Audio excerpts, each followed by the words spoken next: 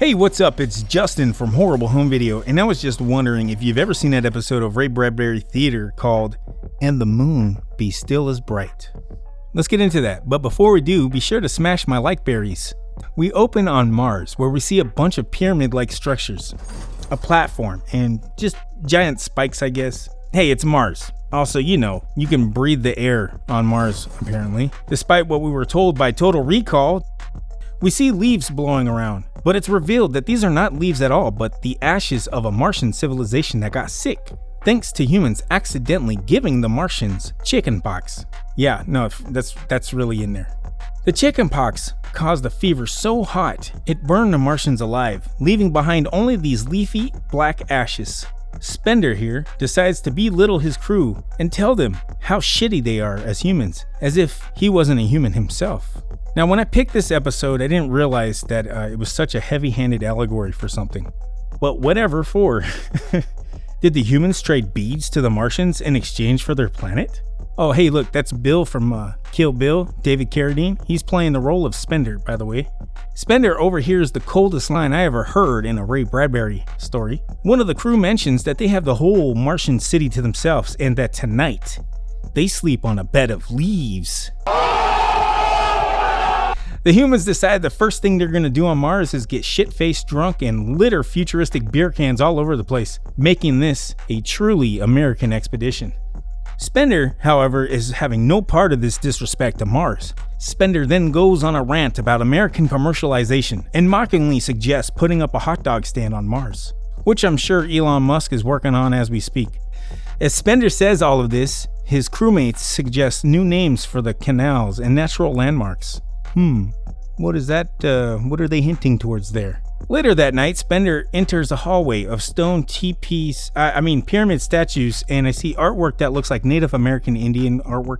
Spender sees a golden mask glowing with light behind it, and he begins to recite some of the super manliest poetry about the moon that I've ever heard, as one does when they find a glowing gold mask on Mars. Spender tells Wilder that he thinks the ghosts of the Martians know they are there, which reminds me of a terrible movie I once saw called Ghost of Mars.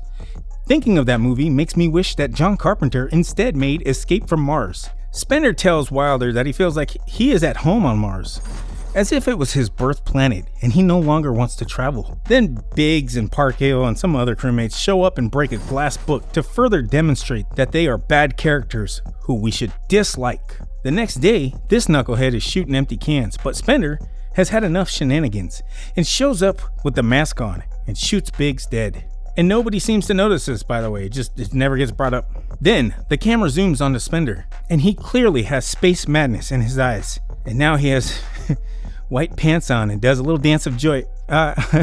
Okay, maybe I did this part with AI, just to, make it a little more interesting. It is nighttime now, and three fellas are standing around a fire as Spender approaches and begins bad-mouthing how they are disrespecting the land. But then one man says that he is Cherokee, and says this is very relatable stuff, and how he would be pissed too. And this man's name? I shit you not, is Cherokee. He's a Cherokee named Cherokee. That's racist! Spender tells them that he saw a Martian and begins to babble a bit. Then he shoots two of the three men dead. Then he asks the Cherokee man, Cherokee, if he is with him on this. Are we brothers now? But Cherokee is all, dude, this is messed up and shit. But Spender just dead ass looks at him and says, how? And then shoots him dead. And then Spender releases some bodily fluid into his pants. Another day is here, and we see Spender on a hillside shooting down at his crewmates. He runs into the Martian city after missing each shot. This guy, he cannot shoot for shit. The crew is on Spender's tail with guns drawn. Alone, Wilder finds Spender, where Spender explains he loves a race of dead aliens more than his fellow man, and that he plans to stay behind so he can destroy any other expedition from Earth. Spender then explains there is art and music on Mars from 50,000 years ago, like nothing you've ever heard on Earth. And you're probably wondering, what does Martian music sound like? Just so happen to have some right here. Fucking magnets, how do they work? Spender tells Wilder not to come to school tomorrow, as he plans to spare his life. Wilder says he's not down with it, and that he's gonna keep coming after Spender until he's got him. He asks Spender one last time to come quietly, but Spender declines. and asks that if Wilder wins, to pinky promise the planet does not become an amusement park for fat American pigs. Wilder gives Spender a head start and tells his crew to take a chill pill for a minute. Spender, holding the mask, draws his firearm on Wilder, but Wilder shoots first. As Spender dies, he tells Wilder, "You are Spender now." Wilder then recites the same poem from earlier, and I guess he puts on the mask, but they pause the shot before he does, and then they cut the credits. So I'm just gonna assume he put it on.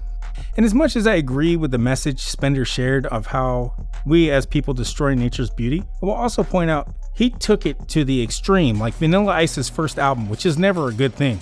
And that's my time for today. If you want to put on the metaphorical Martian mask like these people here, consider joining my Patreon.